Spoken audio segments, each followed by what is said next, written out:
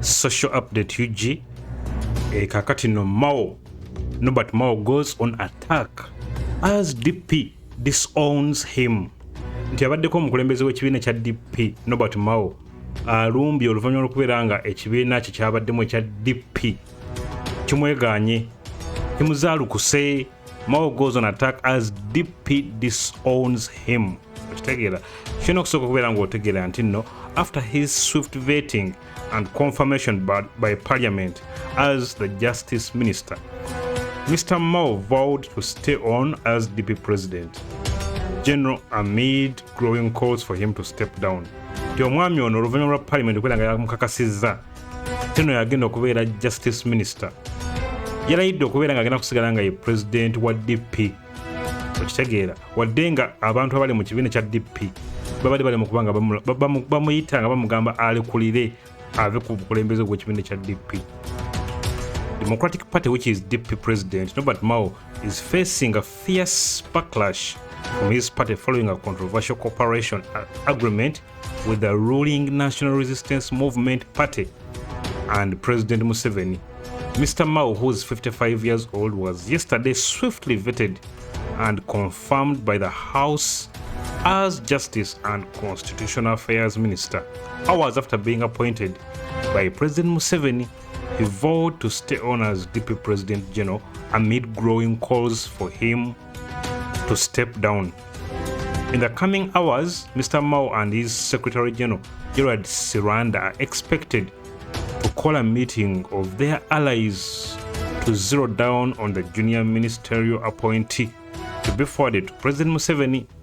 A source close to Mao told a certain newspaper that DP President General and his allies are likely to forward the name of the outgoing East African Legislative Assembly legislator Fred Mukasambidde or Dr. Mayambala Chiwanuka, the party's national chairperson. Mr. Mbidde and Mr. Mao had a public fallout in the run-up to the 2021 general elections after the former backed Mr. Robert Kyagulanyi Ssentamu, aka Bobi Wine's presidential bid. It is not clear whether the two have since reconciled. Mr. Mbidde has maintained a quiet presence since loading the bid to represent Nyendo Senyange division in Parliament last year. In an interview, Uganda Media Center Executive Director Ofono Opondo was non-committal on which junior ministerial position President Museveni will fill with DP nominees. You ask Mao which position he was promised. Mr. Ofondo told a certain newspaper nti mubuuze Mao ekifo kye bamusuubiza. Mr. Mao was unavailable for a comment by press time. On Thursday, President Museveni filled all the vacant ministerial posts, with Mr. Peter Ogwang becoming the State Minister for Education and Sports. He replaced Mr. Hamson Obua, who was elevated to the cabinet-level government chief whip,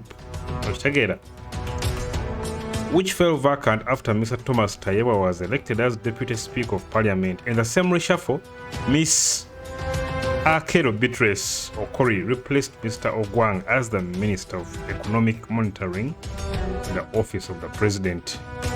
Okitegeera naye nga Mao aba DP baagala alekulire naye nga naye agambye nti nno ekifo ky'obukulembeze bwa DP tagenda kubeera nga akireka ekifo ky'obukulembeze bwa pate esinga obukadde mu ggwanga.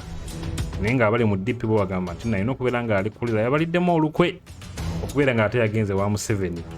Olwatu n'alagira ddala nti nno ye ne Museveni bakolagana ate nga DP kibiina kya opposition ate nga NRM kyekibiina ekibadde mu bufuzi okumala emyaka emingi ennyo ate nga kikijjanya opposition.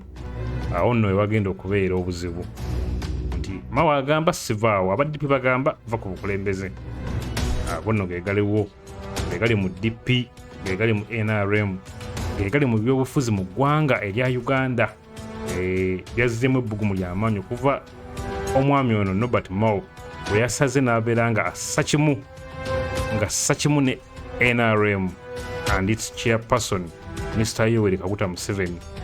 Ebyo nno gwe olowooza ki ku nsonga ya Norbert Mao okubeera nga yasaze mu lujjudde n'abeera nga yegatta ku NRM? Bwe yakirowooza mu comments and don't forget to subscribe and hit that bell button. Peace.